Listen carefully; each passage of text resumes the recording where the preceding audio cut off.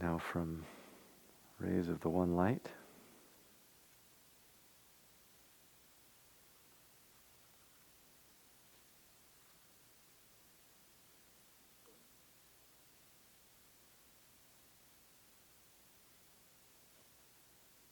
excuse me a moment. Here we are. The Mystery of Avatara, or Divine Incarnation. I think I'll stand. Truth is one and eternal. Realize oneness with it in your deathless self within. The following commentary is based on the teachings of Paramahansa Yogananda. The Bhagavad Gita in the 4th chapter states, as we saw last week, O Bharata, whenever virtue declines and vice predominates, I incarnate on earth. Taking visible form, I come to destroy evil and reestablish virtue. What is the mystery of this divine manifestation? Great avatars such as Krishna and Jesus Christ are born as babies, even as we all are. They take human form and go through normal human experiences as they grow from childhood to adulthood. They eat, they play. They may seem to suffer sickness and disappointment like the rest of us.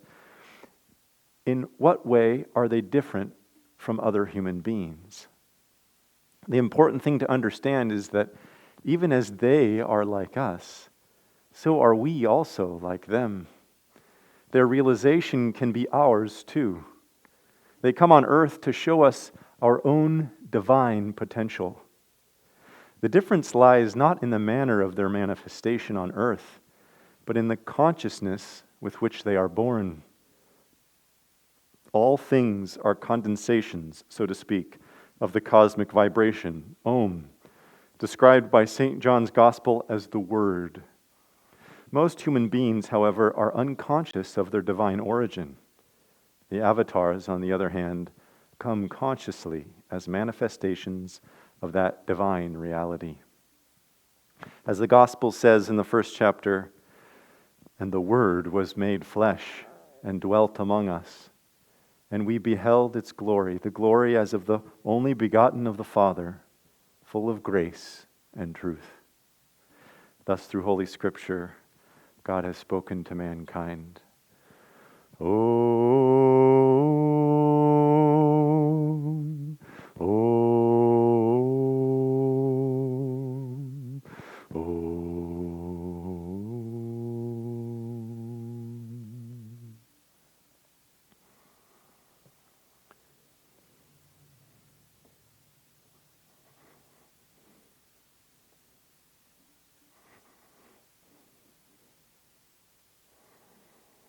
I have some things to read for you today.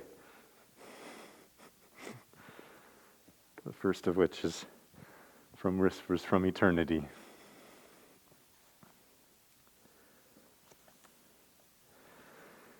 This is Paramahansa Yogananda's prayers and prayer demands. This is entitled Endless Thrills of Delight. Hope I can get through it. I attuned my life with thine. Now my life has become a long, unbroken inspiration.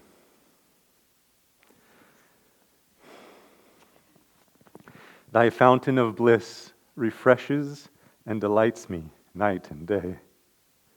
Whether I be wakeful, fast asleep, or dreaming fondly of thee. Oh, what has become of me?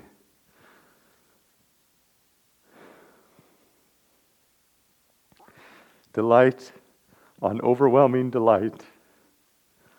Endless, indescribable thrills of divine delight spray unceasingly over me. O aged nectar, wine of centuries, I found thee at last.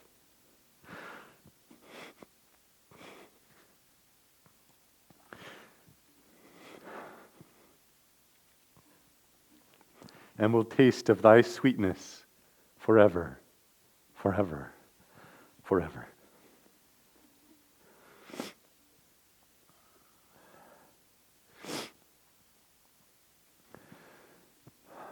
It's a joy to be able to be here sharing Sunday service with you today.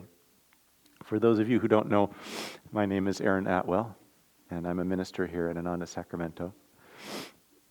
And our topic today is the Mystery of Avatara. First, maybe I should explain a little bit more about the Avatar. We did hear from the reading today about avatars. But when a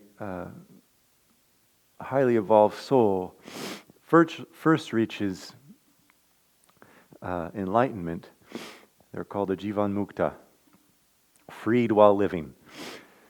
And they have the power to bring a number of their close disciples with them, a handful of souls, drawing them back to God. And when they pass from this earth, they have no compulsion to come back, no karma that's going to bring them back to this earth plane. They've realized their oneness with God. They've achieved nirvikalpa samadhi, as Yogananda said. When they can't fall back down into delusion once they've reached that state. But even after reaching that state, there's still karma to be worked out. It's like the blades of a fan when they're running.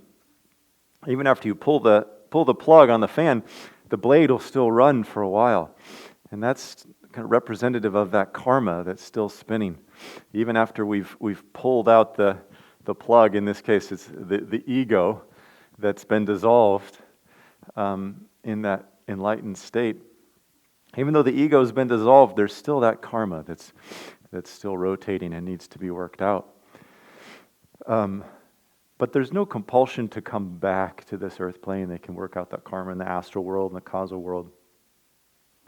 But once a soul works out all their past karma, then they reach fully final liberation. And I remember in a talk that Yogananda gave, he said, I see, the souls out there, those out there listening, I see a number of Jivan Muktas and a few Siddhas. And a Siddha is when you've reached that final liberation, worked out all past karma, and are just free in God. And once a soul reaches that state, they're just one with God. Once they pass from the body, they're one with God. There's no need to come back to any plane of existence, causal, astral, physical. But a scant few do come back as emissaries for God to bring back as a pure channel God's light, God's consciousness to us, to be a pure reflection of that divine essence. And those are the avatars.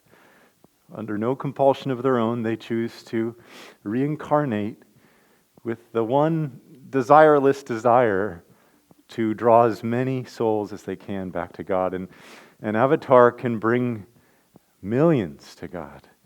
And I'm just thinking of that when Yogananda wrote his commentary on the Bhagavad Gita. He said millions will find God through this scripture. And that's just one avenue that he gave to us. But it's important to remember that it's not just the outward things that the avatar does or that the saints do that draw us to God. More than anything, actually, it is their divine inspiration. They come as both an inspiration to help lift us up to God, but they also come as examples to show us, as we were saying in the reading, to show us our own divine potential. They come and, like it says, live out an existence on earth as an individual, in an individual body. You know, they kind of have the egoless ego. They know they have a body and they're confined to that one body, so to speak, even though their consciousness is expanded everywhere. But they're working through that one body to show us that how it can be done, because we identify with this body, and to show us through that identification, we can lift our consciousness up and reach enlightenment. And so they come as both an inspiration and as an example. Yogananda would, the things that he did and the stuff that he said were there to help us understand the guidelines that we should go by if we're wanting to live a spiritual life, and the ways to live, and the techniques and the practices that we should have to help us to find God. But it's also the way that he did them, the consciousness with which he did them, the vibration that he had, the divine that he shared with us is something that will take us to God. It's that attunement with that divine consciousness that actually brings us to God in the end. The rest of it, it helps us to direct ourselves to God. But in the end, we have to open our heart and tune in to God. I wanted to share with you this passage that I read. I was flipping through this just randomly, hoping to find some inspiration, and this came up, and I thought it was quite fitting for the talk today, because even though he doesn't say the word avatar, he's explaining how an avatar works in this world, so to speak.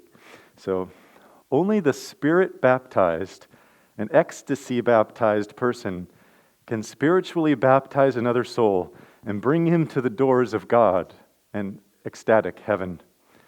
Catching souls by advertisements just to fill the church and then stuffing them with hackneyed teachings is not enough. One must be in ecstasy with God during preaching, and then he must cast the net of his blissful perception over his listeners. In this way, real souls will be hauled into the everlasting nectar sea of God perception. Isn't that wonderful? I love that, though. Cast the net of his blissful perception over his listeners. And that's what the avatars do. They, in their state of bliss and God communion, they cast that net of bliss perception out to all the rest of us. And if we are smart, and if we're able to receive it, then it's that gift of that divine communion that will change us more than anything else. There's a story that's illustrative of the Avatar, and I hope I get it all right here, but we'll see. It'll all come together in the end anyway.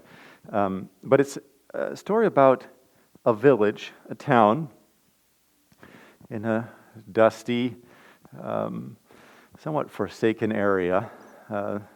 There's not a lot of places to grow food, so they're kind of wanting for food. They kind of struggle in the town. It's difficult. And the town is surrounded by a huge wall, taller than you can imagine, and way taller than they could, the ladders that they could build in the town. I guess they don't have quite the technology to build such a high, but it's very, very tall wall that surrounds the town. So the villagers don't know what's outside the wall.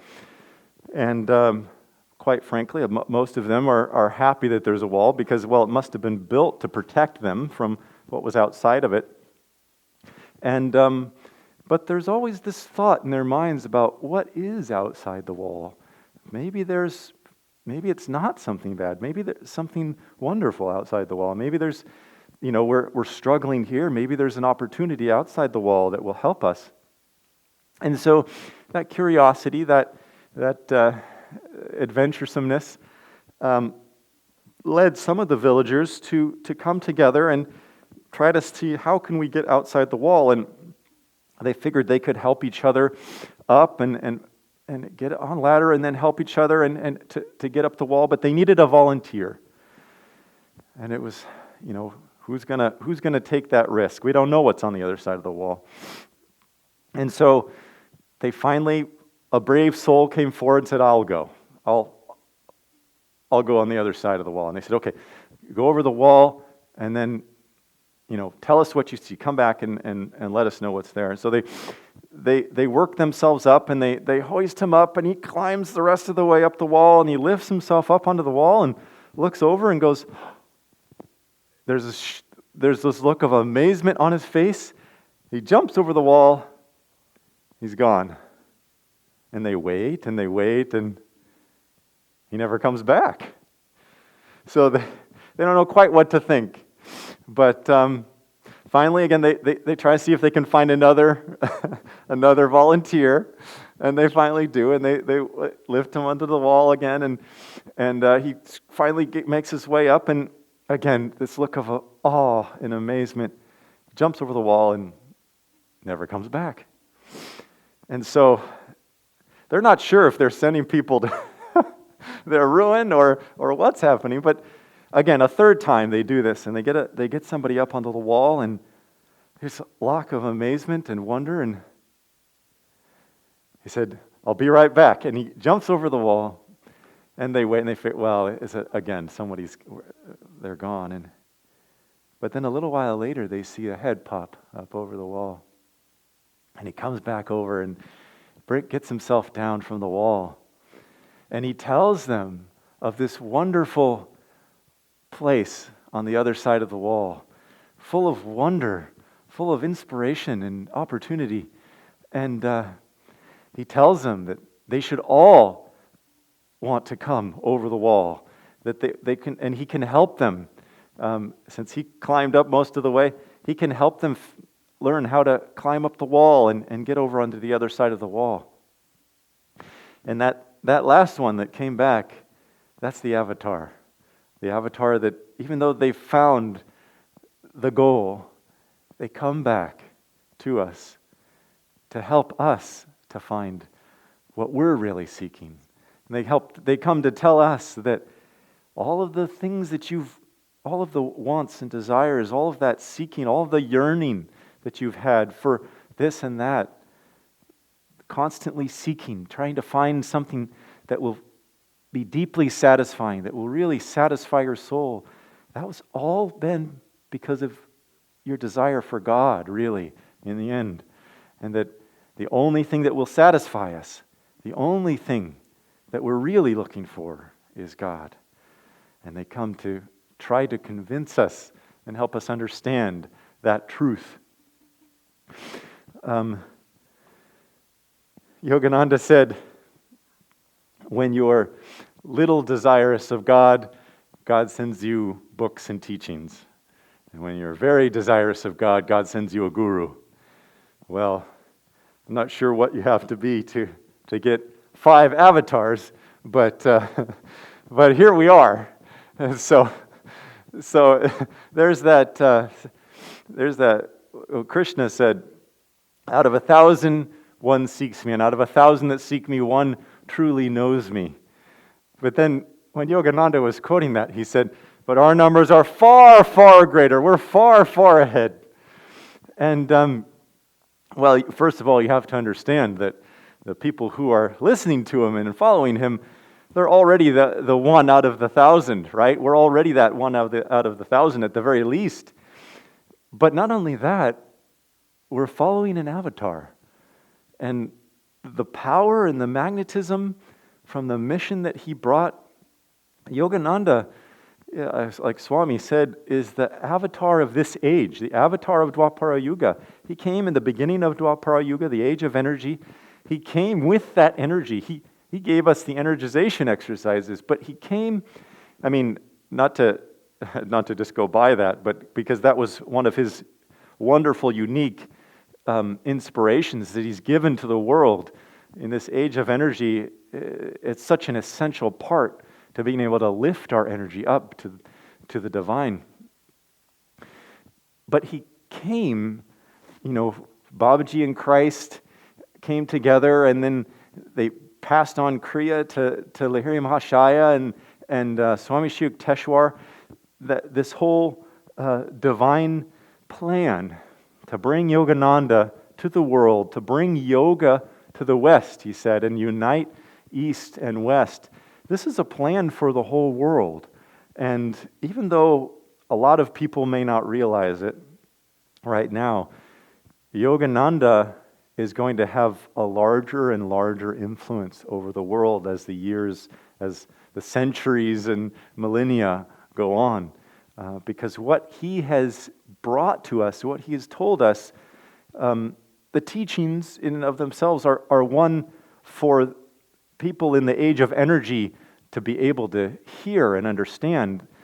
They're his, like he said, it's not a new religion, it's a new dispensation of the teachings of yoga and of the ancient teachings that have gone for millennia.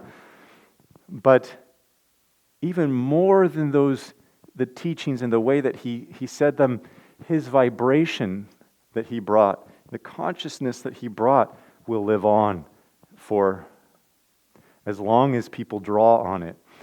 People talk about going to the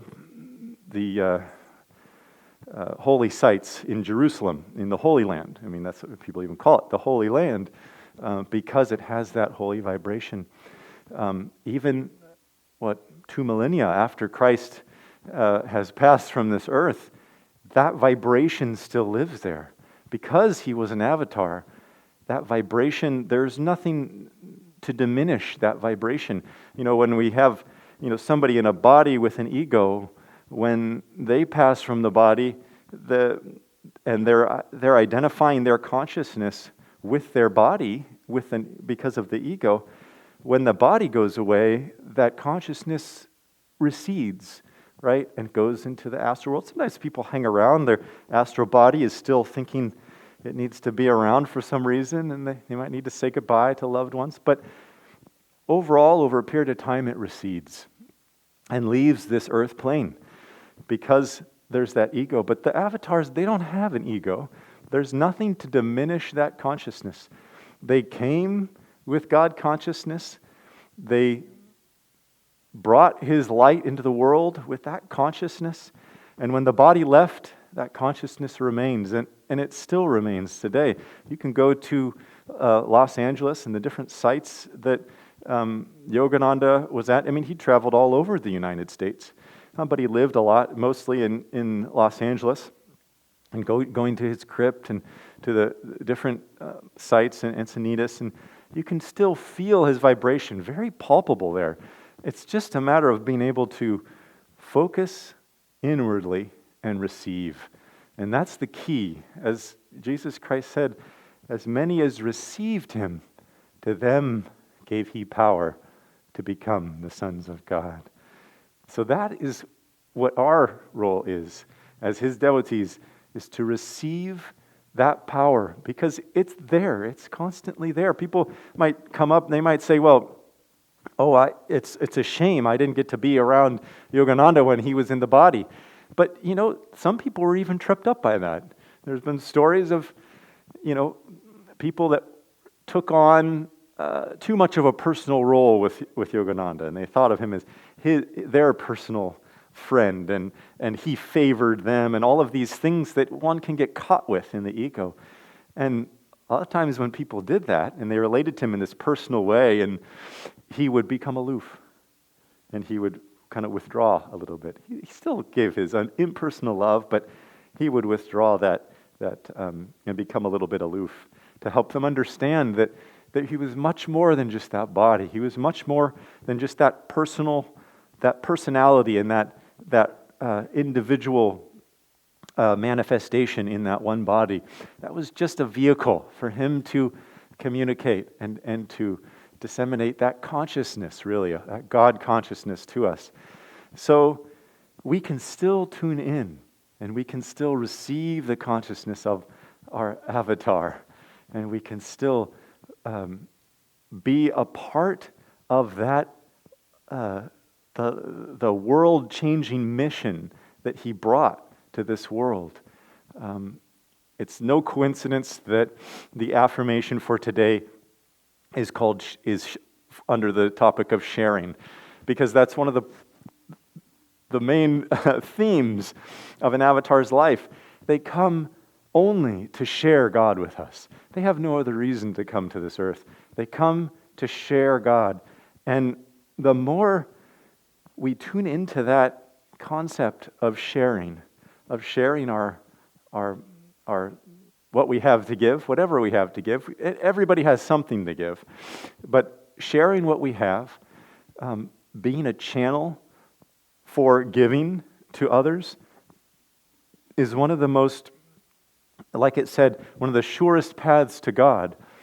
Because in doing so, as it said, we get out of our self-preoccupation. It helps us to relinquish the ego. And it helps us to feel God's presence flowing through us. And when we feel God's presence flowing through us, then we know that God is with us. And then God animates our life. But we need to be willing to and be focused on sharing. Sharing the light, whatever light that we have. We all have something we can share. But sharing it. And that's one of the best ways to get out. It's a challenging time these days. I know I've struggled. I've gone through recently just a period of struggle.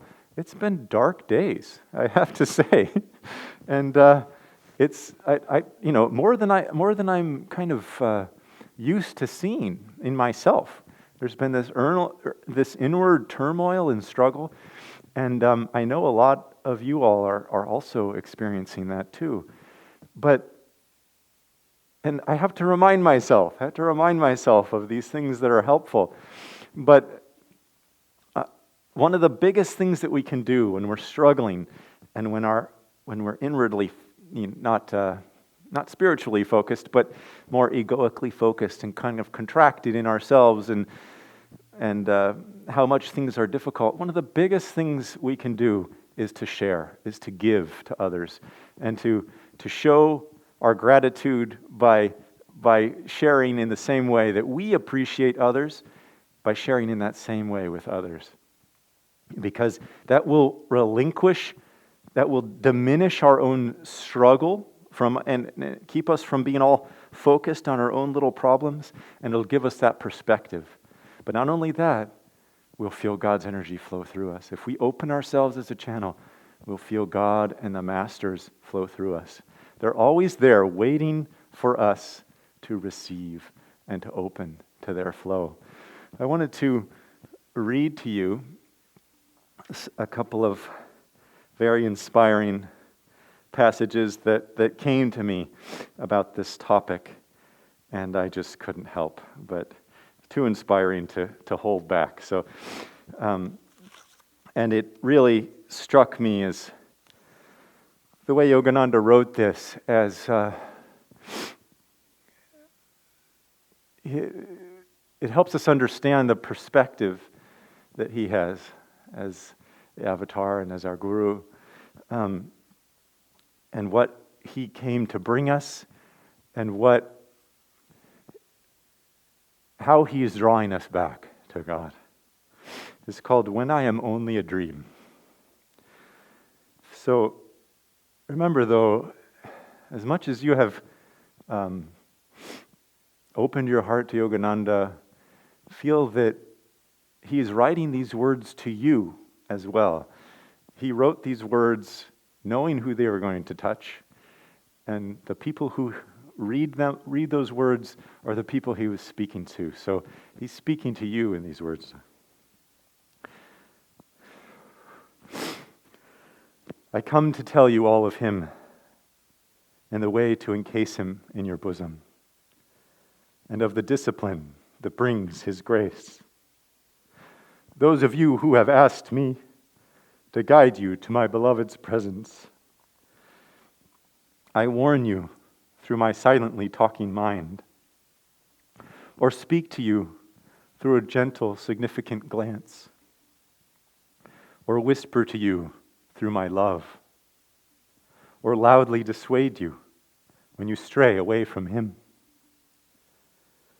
But when I shall become only a memory, or a mental image,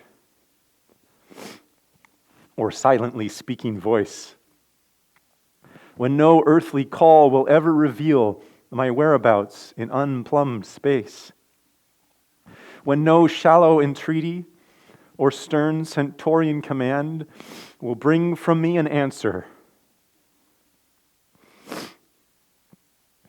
I will smile in your mind when you are right, and when you are wrong, I will weep through my eyes, dimly peering at you in the dark.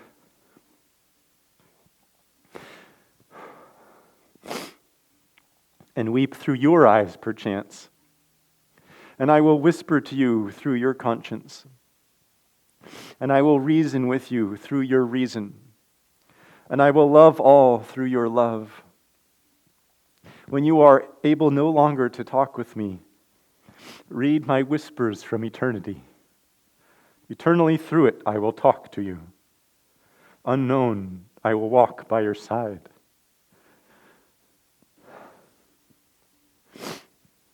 And guard you with invisible arms.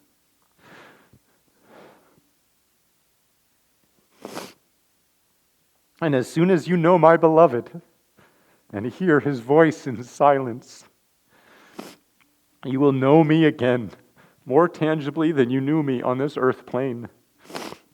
And yet when I am only a dream to you, I will come to remind you that you too are not but a dream of my heavenly beloved. And when you know you are a dream, as I know now, we will be ever awake in him. God bless you.